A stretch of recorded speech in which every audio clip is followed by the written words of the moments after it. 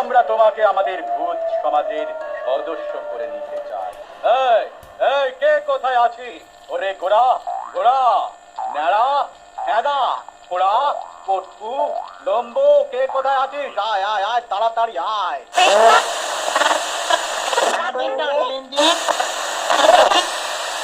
কাজ তো আছেই, নইলে তোদের খামোখা ডাকি।